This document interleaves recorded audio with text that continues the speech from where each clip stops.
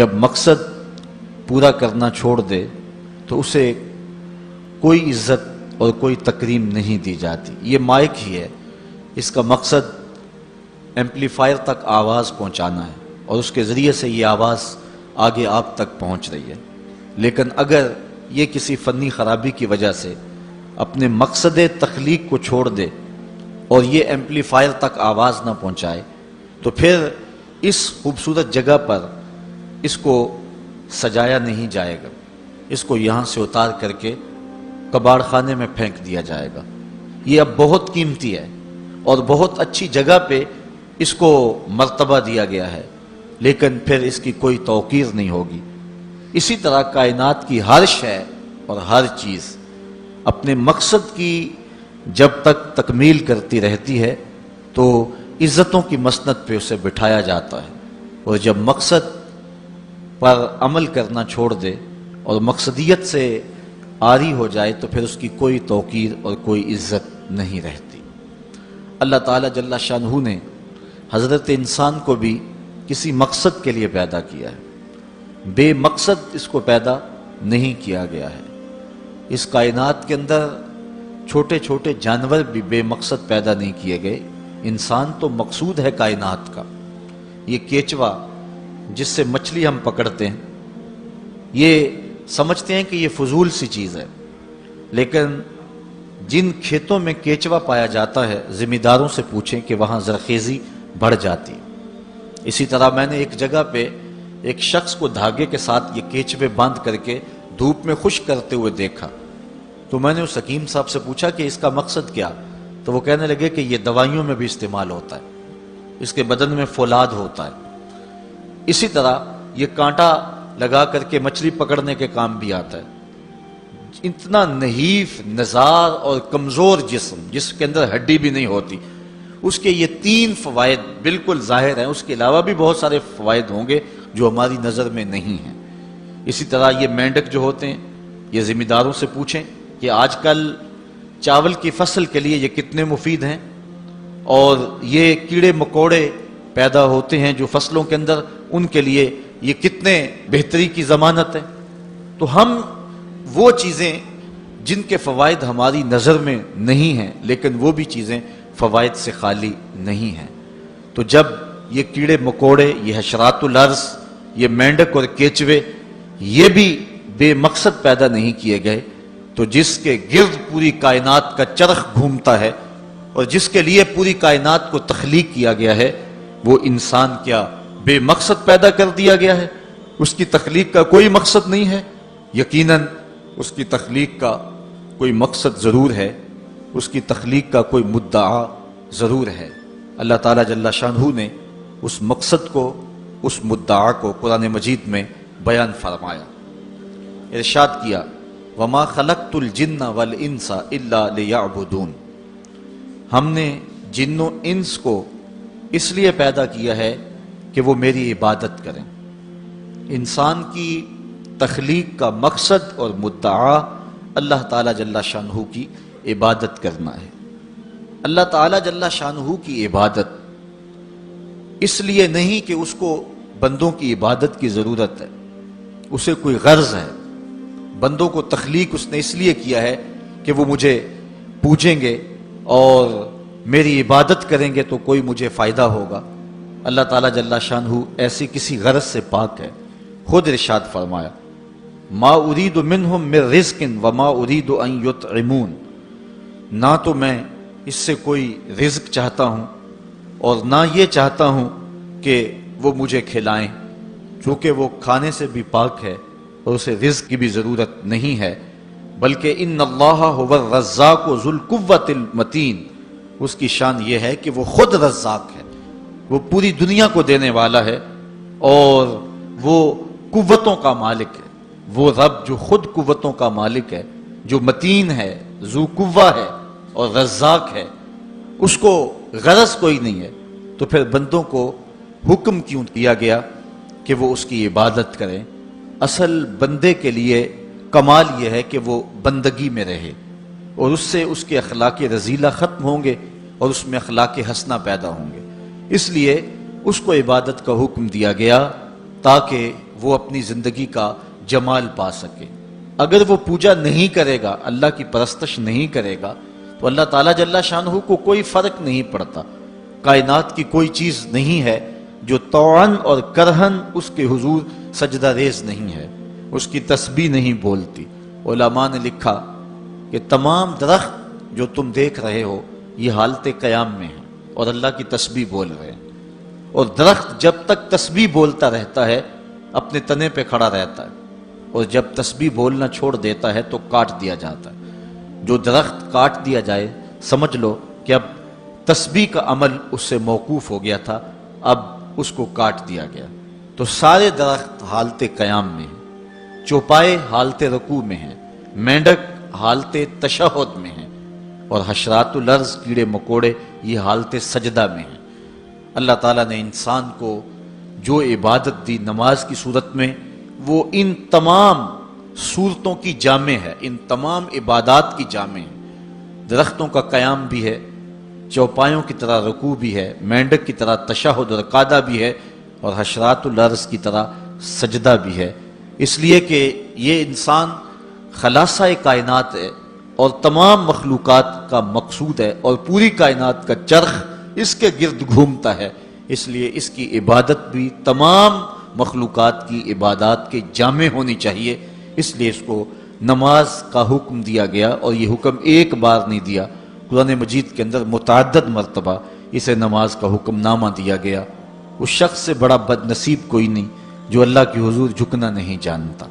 صبح سے لے کر شام تک کس کس کو سیلوٹ کرتے ہیں، روٹی کے چند ٹکڑے اور نوالے کمانے کے لیے کس کس سے ہنس ہنس کے بولنا پڑتا ہے، اور کس کس کے سامنے جو ہے وہ حاضر ہونا پڑتا ہے۔ ایک اللہ کے حضور نہیں جھکا جاتا جو کہ رازق ہے اور حقیقی مالک ہے۔ اللہ تعالیٰ جل شانہ نے قرآن مجید میں ایک مقام پر ارشاد فرمایا، یا ایھا الناس اعبدوا ربکم الذی خلقکم، اے لوگو اللہ کی عبادت کرو۔ کیوں؟ ربکم، وہ تمہارا رب ہے۔ یا ایھا الناس اعبدوا ربکم، اپنے رب کی عبادت کرو، تمہاری تربیت کرنے والا ہے، تمہیں درجہ کمال تک پہنچانے والا ہے۔ یہاں صرف اہل ایمان کو حکم نہیں دیا گیا، یہاں پوری انسانیت کو اللہ کی حضور حاضر ہونے کا کہا گیا ہے، چونکہ وہ صرف اہل ایمان کا رب ہی نہیں ہے بلکہ وہ تمام کائنات کا رب ہے۔ سورۃ الفاتحہ اٹھائیں تو وہاں ارشاد ہوتا ہے الحمدللہ رب العالمین، تمام خوبیاں اللہ کے لیے جو تمام جہانوں کا پالنے والا ہے۔ وہاں رب المسلمین نہیں کہا کہ صرف وہ اہل اسلام کا رب ہے، وہ تمام جہانوں کا رب ہے، پوری کائنات کا رب ہے، ہر شخص کو اس کی ضرورت کے مطابق باہم پہنچا رہا ہے، جو اسے مانتا اسے بھی دیتا ہے، جو نہیں مانتا اسے بھی دیتا ہے۔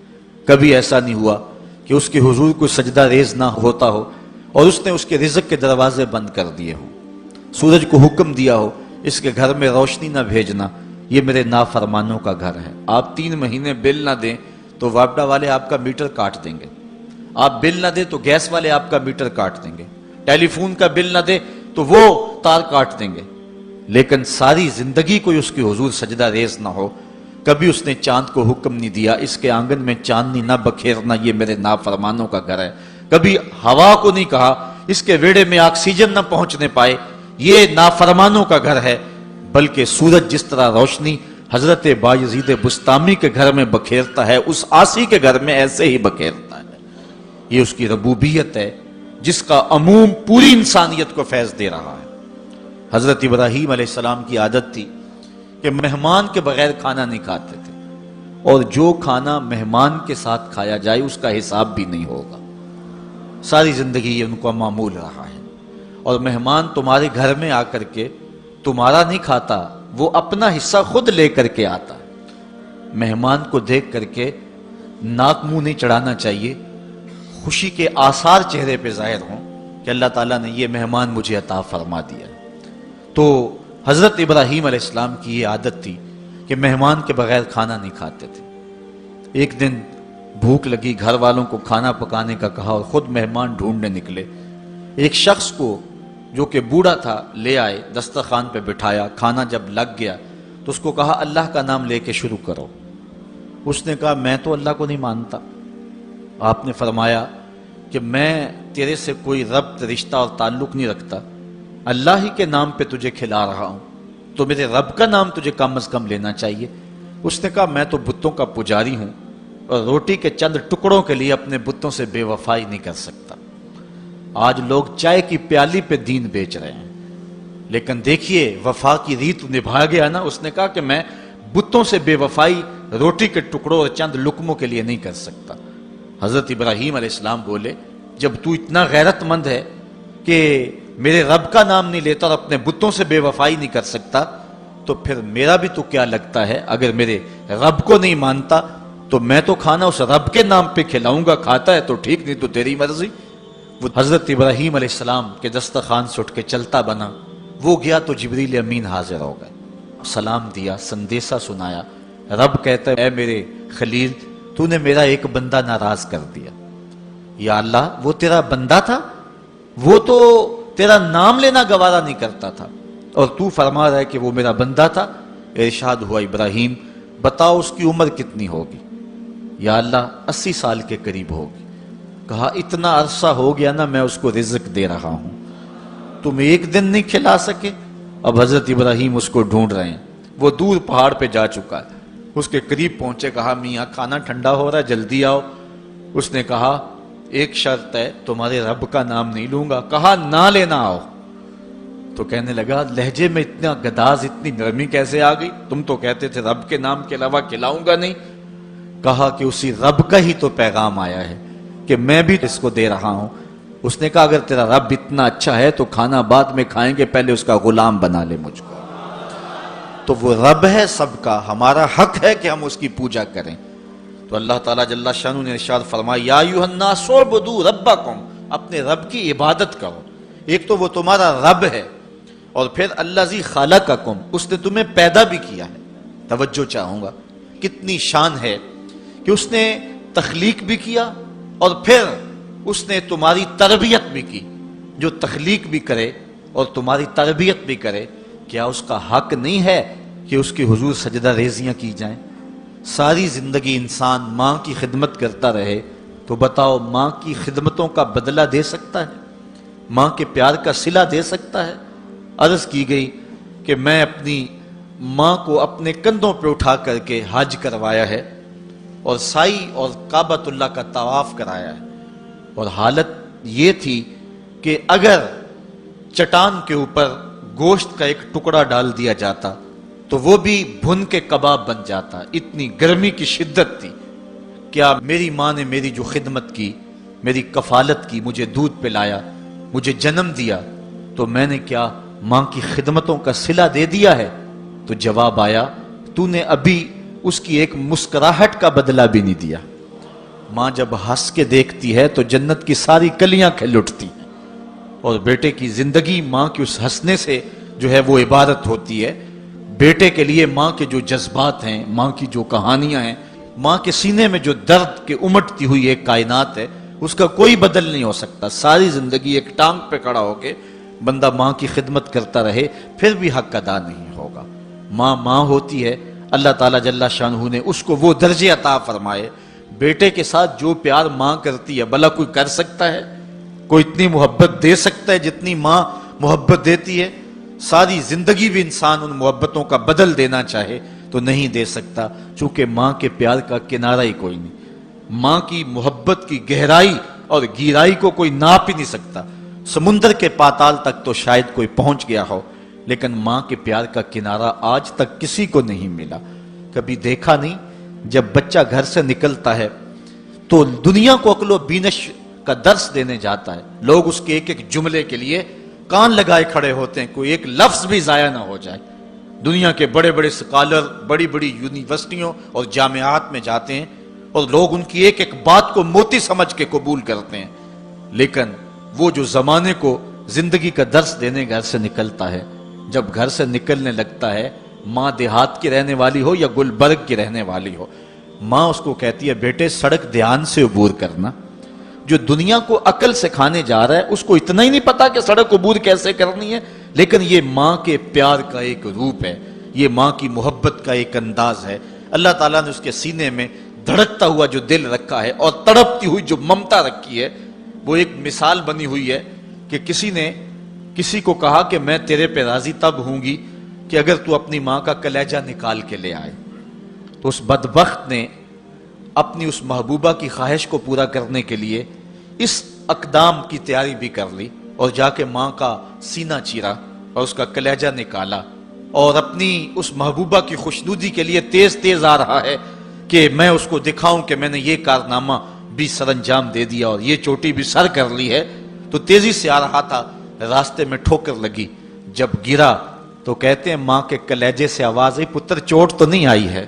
یہ ماں کے پیار کا روپ ہے, یہ ماں کی محبت کا انداز ہے. دنیا والوں, ماں کی قدر کو ضائع نہ کرنا. ماں کے پیار کو اور اس کی محبت کا صلہ دے تو نہیں سکتے, لیکن ساری زندگی ماں کی نوکری کرنا اور اپنے باپ کی زندگی کے اندر کبھی بھی نافرمانی نہ کرنا, یہ سعادت مندی اور خوش نصیبی ہوتی ہے. حضور نے منبر کی 3 سیڑھیوں پہ قدم رکھتے ہوئے آمین آمین کہا تھا. تو بعد میں پوچھا گیا, حضور آپ نے ہر سیڑھی پہ قدم رکھتے ہوئے آمین کہا, تو یہ کیا ماجرا تھا؟ فرمایا جبریل آئے تھے, انہوں نے مجھے کہا تھا اس شخص کی ناک خاک آلود ہو جو ماہ سیام رمضان المبارک کو پائے اور پھر کثرت عبادت سے اپنی بخشش نہ کروا سکے. تو میں نے آمین کہا. پھر کہا اس شخص کی ناک خاک آلود ہو جو والدین کو بڑھاپے میں پائے اور جنتی نہ ہو سکے ان کی خدمت کر کے. تو میں نے آمین کہا. پھر جبریل نے کہا اس شخص کی ناک خاک آلود ہو جس کے سامنے آپ کا ذکر کیا جائے اور آپ پر درود نہ پڑے. تو میں نے آمین کہا. تو وہ شخص کتنا بد نصیب ہے جو والدین کو ناراض کر لیتا ہے. میں کہتا ہوں ساری کائنات ماں کے قدموں تلے ہے, بلکہ میرے محبوب نے جنت کو ماں کے قدموں تلے قرار دیا. الجنت تحت اقدام الامہات, جنت ماں کے قدموں تلے ہیں. حضرت بایزید بستامی کہتے ہیں میں نے اپنی ماں کے آگے ہاتھ جوڑے, میں نے کہا امی تیرے حق ادا کروں یا اللہ کے حق ادا کروں؟ 2 ہستیوں کے حق مجھ سے ادا نہیں ہو سکتے, اپنے حق تو معاف کر دے, اللہ کو میں راضی کر لوں گا. ماں پھر بھی ماں ہوتی ہے. ماں نے کہا جا بیٹے میں نے اپنے حق معاف کر دیے. حضرت بایزید کہتے ہیں میں 12 سال جنگلوں میں گھومتا رہا. ایک دن مجھے خیال آیا, بستام کے قریب سے گزر رہا تھا کہ چلتے چلتے ماں کو سلام کر جاؤں. دروازے کو دستک دینے لگا تو اس احساس نے ہاتھ روک لیا کہ ساری زندگی ماں کو سکھ تو دیا نہیں, دکھ بھی کیوں پہنچاؤں. ماں اب سو رہی ہوگی اور میں دروازہ ناک کروں گا تو ماں اٹھے گی. سردیوں کی لمبی رات تھی, میں دروازے کے ساتھ لگ کے کھڑا رہا کہ چلو جب ماں بیدار ہوگی تبھی میں دروازے پہ دستک دوں گا. کہتے ہیں جب سحری کا وقت ہوا تو اندر سے جو نالی آتی تھی وہاں سے پانی آیا. میں سمجھ گیا کہ میری ماں تہجد کے لیے اٹھی ہے. کہتے ہیں میں دروازے کو دستک دی تو اندر سے آواز آئی, بیٹا با یزید ٹھہرو میں ابھی آتی ہوں. مائیں بیٹوں کے دستک کے انداز سے بھی جانتی ہوتی ہیں کہ یہ میرا کون سا بیٹا دستک دے رہا ہے. 12 سال کے بعد دستک دی تھی اور ماں پہچان رہی ہے یہ کس بیٹے کے ہاتھوں کی لمس ہے اور یہ کس بیٹے کے ہاتھوں کی آہٹ ہے. بارسلونا کے ایئرپورٹ پہ کھڑا تھا, فلائٹ ابھی لیٹ تھی اور وہاں کوئی ہم زبان مل جائے تو غنیمت ہوتا ہے. تو مجھے ایک سمت ایسے محسوس ہوا کہ جس طرح کوئی منہ بولی پنجابی میں بات کر رہا ہے. میں اٹھ کے ادھر لڑک گیا تو دیکھا کہ وہاں کچھ لوگ پنجابی میں آپس میں گفتگو کر رہے تھے. میں ان کے پاس جا کے بیٹھ گیا تو وہ انڈیا کے لوگ تھے. میں نے پوچھا کہ آپ, تو کہنے لگے کہ یہ ہمارا دوست ہے, اس کو ہم الوداع کرنے آئے ہیں. تو میں ان کے پاس بیٹھ کے گفت و شنید شروع کر دی. تو وہ شخص کہنے لگا کہ مجھے 27 سال 3 ماہ ہو گئے ہیں, میں انڈیا سے آیا تھا لیکن یہاں ایسے مسائل بنتے گئے کہ میں جا نہیں سکا. اس وقت میرا لڑکپن کا زمانہ تھا اور اب میرے بال بھی سفید ہو رہے ہیں, تو میں 27 سال 3 ماہ کے بعد جا رہا ہوں. اور اس نے ساتھ کہا کہ پتہ نہیں میرے گھر والے مجھے پہچانتے بھی ہیں یا کہ نہیں. تو میں نے کہا میاں اور کوئی پہچانے نہ پہچانے, ماں تیرے قدموں کی آہٹ سے پہچانے گی کہ یہ میرے بیٹے کے قدموں کی آواز ہے. یہ ماں کے پیار کا روپ ہے. تو بندہ ساری زندگی خدمت بھی کرتا رہے, ماں نے پیار اتنا کر دیا ہوتا ہے, ماں نے محبت اتنی دے دی ہوتی ہے کہ اس پیار کا بدل انسان جو ہے نہیں دے سکتا. انسان تو دیکھتا ہے جب ہوش سنبھالتا ہے کہ میری ماں نے میرے سے کتنا پیار کیا, لیکن جب بندے کی ہوش نہیں ہوتی माँ उस वक्त जो प्यार करती है, गंदगी से दुतड़ा हुआ बच्चा, और माँ उसको फर्श से उठाती है, पहले चूमती है, फिर गलाज़तें धोती है। ये माँ के प्यार का रूप है, ये माँ के प्यार का अंदाज है। माँ को बेटे के साथ इतना प्यार है, और बंदा सारी जिंदगी नौकरी भी करे माँ बाप की तो फिर भी खिदमतों का सिला नहीं दे सकता। एक शायर हुआ एहसान दानिश, उसकी माँ बीमार होगी तो वो खुद उसके कपड़े जाके धोता था, तकरीबन 1 किलोमीटर के फासले पर नहर थी, वहां जाके लिबास धोता और फिर दूसरा लिबास ले जाता। तो उसकी बीवी ने कहा कि ये खिदमत मैं सर अंजाम दूंगी, तो एहसान दानिश ने कहा था कि माँ मेरी है और ये हक मेरा है कि मैं इसकी खिदमत करूं, और ये सादत मंदी मेरे हिस्से में आनी चाहिए, मैं किसी और को नहीं दूंगा। ये सादत मंदी होती है औलाद की। तो इंसान जितनी मर्जी खिदमत करके माँ बाप को राजी करने की कोशिश करे वो तो राजी होते हैं, बल्कि नालायक औलाद के लिए माँ बाप की दुआएं और ज्यादा होती हैं। तो इंसान उनकी खिदमत का हक नहीं दे सकता। माँ बाप के इतने हक क्यों हैं? इसलिए कि माँ ने बेटे को जन्म दिया। इस पे मैं आपकी तवज्जो चाहूंगा, और आज की इस गुफ्तगू का इसको नुक्ताए उरूज भी समझ लीजिएगा कि माँ इतना प्यार करती है कि जिसका किसी तराजू पे तोल नहीं हो सकता, और उसके प्यार का सिला बदला सारी जिंदगी खिदमत में भी गुजार दें फिर भी नहीं दिया जा सकता। इस कदर माँ के हक क्यों हैं? इसलिए कि माँ ने बच्चे को जन्म दिया है। जिसने जन्म दिया है उसके इतने हक हैं, तो जिस रब ने खलक किया है उसके कितने हक होंगे? जिसने तख्लीक किया है, दस्ते कुदरत से बनाया है, तो फिर उसके कितने हक होंगे? तो मुझे बताइए, उस शख्स से बड़ा बदबख्त कोई हो सकता है जो अल्लाह के हुजूर सजदा रेजी नहीं करता? सुबह के वक्त चिड़ियां भी अल्लाह का नाम ले रही होती हैं, हशरातुल अर्ज़ भी रब का नाम पुकार रहे होते हैं, बिल्लों से सर निकालकर जानवर भी अल्लाह का नाम पुकार रहे होते हैं, और उस शख्स से बड़ा बदनसीब जमाने में कोई नहीं है कि जो अल्लाह के हुजूर झुकना नहीं जानता, जो अल्लाह के हुजूर जो है वो इबादत का सर नहीं रखता।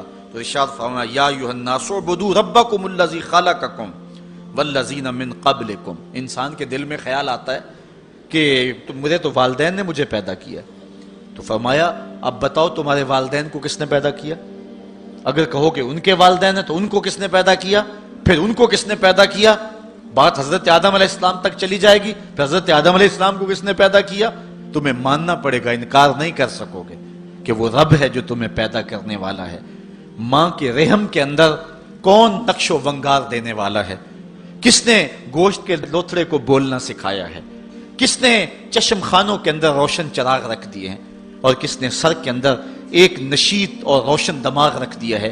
किसने हाथों को पकड़ने की कुव्वत दी और कानों को शनवाई की ताकत दी? और किसने जो है वो सूंघने की कुव्वत और कुव्वत शामा नाक के नथनों के अंदर रख दी? कौन है जो टांगों में जोर पैदा करता है? कौन है जिसने छाती को ताकत दी? कौन है जिसने इंसानियत को आसन तकवीम बनाया? इंसान, क्या तेरा हक है कि मस्जिद के करीब से तू गुजर जाए और अल्लाह का नुमाइंदा पुकार रहा हो, हैया अलस सलाह हैया अलल फलाह, आजा नेकी की तरफ, आजा नमाज की तरफ, और तू जो है वो उसको सुनने के बावजूद गुजर जाए?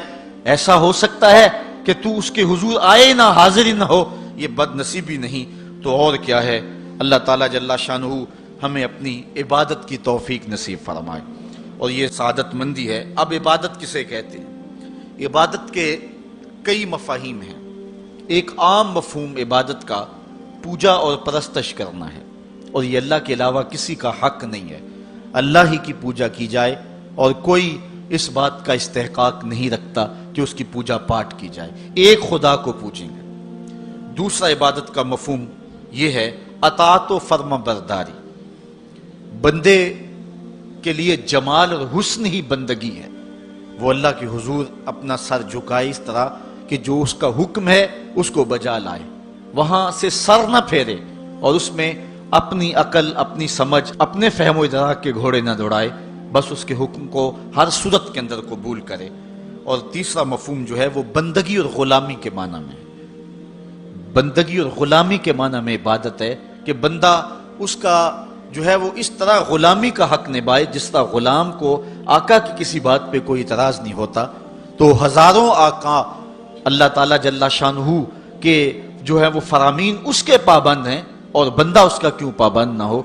जिनको दुनिया आका मानती है वो भी उनके हुजूर खड़े हुए हैं, तो फिर उसकी बात को کس انداز سے بندہ ٹالے. اور آج اس دنیا کے اندر آپ کہیں ملازمت کرتے ہیں، 8 گھنٹے کی ڈیوٹی دینا ہوتی ہے، تو ان 8 گھنٹوں کے اندر آپ کا مالک آپ کو بلائے، صرف 8 گھنٹوں میں ایک عارضی ملک آپ کے اوپر رکھتا ہے، تو آپ دوڑ کے جاتے ہیں کہ نہیں جاتے؟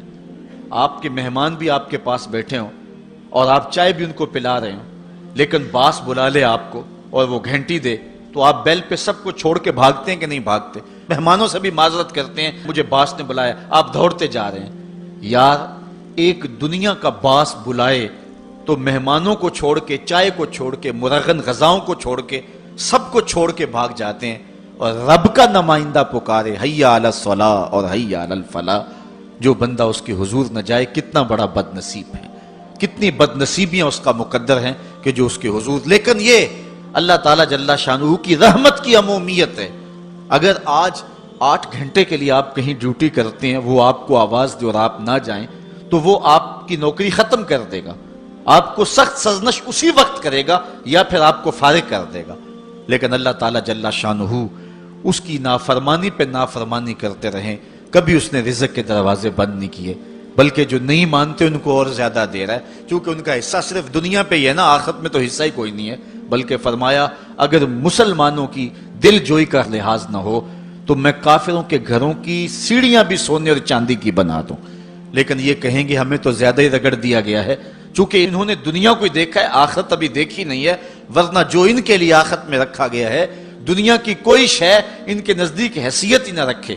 بلکہ حدیث میں آتا ہے، صاحب مشکات نے اس کو لکھا کہ دنیا کے اوپر جس کو سب سے زیادہ تکلیفیں پہنچی ہوں گی وہ جنت میں لے جایا جائے گا، اور ایک مرتبہ جنت میں جو ہے وہ داخل کر کے نکال دیا جائے گا، اور کہا جائے گا کہ بتا دنیا کے اوپر تجھے بڑی تکلیفیں پہنچی.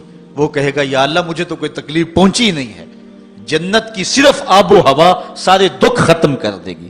اور جس نے تخت و تاج پہ بیٹھ کے بھی زندگی ساری گزاری ہو، حدیث میں آتا ہے اس کو جہنم میں ایک ڈبکی لگائی جائے گی، اور پھر اس کو کہا جائے گا بتا تو دنیا کے اوپر کوئی راحت پائی ہے؟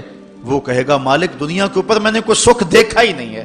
ایک غوطہ جہنم کے اندر دیا جائے گا، دنیا کے سارے سکھ ہی بھول جائے گا کہ میں وہاں بادشاہ ہوا کرتا تھا، میں وہاں حکمران ہوا کرتا تھا، میں دنیا کے اوپر جو ہے وہ اوباما تھا، میں دنیا کے اوپر بش تھا، میں دنیا کے اوپر پوری دنیا کو میں نے جو ہے وہ ریوڑ کی طرح ہانکا تھا اور انسانیت کا قتل کیا تھا. میری رونت اور میرا تکبر دنیا کو جھکا دیتا تھا. اس کو کوئی شے اور اپنی کوئی آکڑ اور کوئی بات یاد نہیں رہے گی، صرف ایک ڈبکی کی بات ہے. اور جس نے دکھ پہ دکھ کاٹے، غربت، تنہائی، دکھ، اذیت، مصائب، آلام، مشکلات، لیکن ایک بار جنت سے گزار کر کے جنت کی صرف آب و ہوا ہی سنگھائی جائے گی، تو اس کو کہا جائے گا بتا دنیا کے اوپر تجھے کوئی دکھ پہنچا؟ وہ کہے گا میرے رب دنیا پہ مجھے کوئی دکھ نہیں پہنچا. اب بتائیے کہ اللہ کے حضور ہم حاضر ہوں یا کہ دنیا کوئی منشا و مقصود بنا لیں؟ ہماری زندگی کی ڈگر کیا ہونی چاہیے؟ پہلی بات تو یہ ہے کہ جنت کے مقابلے میں اس دنیا کی حیثیت ہی کوئی نہیں. اور دوسری بات، اگر دنیا کے اوپر ہم عزتیں، سرخرویاں جس کو ہم سمجھتے ہیں یہ سرخرویاں ہیں، وہ پا بھی لیں تو وہ کتنا کو عرصہ ہے، پھر اس کا حساب بھی تو ہم نے دینا ہی دینا ہے. اس لیے ہم دیکھ لیں، جتنا برداشت کرتے ہیں اس کے مطابق جو ہے وہ ہم چلیں. ایک بادشاہ تھا، وہ پھولوں کی سیج پہ سویا کرتا تھا، خادمہ اس کے لیے پھولوں کی سیج بچھایا کرتی تھی. مدت گزر گئی، پھولوں کی سیج پہ سونے کا عادی تھا. ایک دن خادمہ نے سوچا، لونڈی نے سوچا روزانہ بادشاہ اس سیج پہ سوتا ہے، پتہ نہیں کیا لطف ہوگا. کمر سیدھی کرنے کے لیے، اس سیج کا لطف اٹھانے کے لیے وہ بھی لیٹ گئی. سیج تیار کرنے کے بعد ایک لمحے کے لیے کمر سیدھی کی تو سارے دن کی تھکی ہوئی تھی، آنکھ لگ گئی. بادشاہ وقت پر اپنے حجلہ میں داخل ہوا، اپنے اس خاص کمرے میں داخل ہوا تو ایک لونڈی کو پھولوں کی سیج پہ سویا ہوا دیکھا تو غیرت سے جل بن کے کباب ہو گیا. ایک لونڈی کی یہ اوقات کہ بادشاہ کی سیج پہ سوئے. اس نے جلاد کو بلایا، کہا اس کو الٹا لٹکاؤ اور اتنا مارو کہ اس کی جان نکل جائے، تاکہ باقی خدام کو پتہ چل جائے کہ بادشاہوں کی سیجیں، ان کے بستر، ان کے گھر کتنے مقدس ہوا کرتے ہیں. لونڈی کو الٹا لٹکا دیا گیا اور جلاد ضرب پہ ضرب لگا رہا ہے، کوڑے پہ کوڑا مار رہا ہے. وہ چیختی ہے، روتی ہے، بچا لو مجھے، میری جان نکل رہی ہے. روتے روتے کیا خیال آیا کہ اس نے ہنسنا شروع کر دیا. بادشاہ نے جلاد کو کہا رک جا، اس لونڈی سے پوچھ روئی کیوں ہے، اسے یہ بھی پوچھ ہنستی کیوں ہے۔ جلاد نے کہا لونڈی بتا روتی کیوں ہے، اس نے کہا تجھے نہیں پتا جب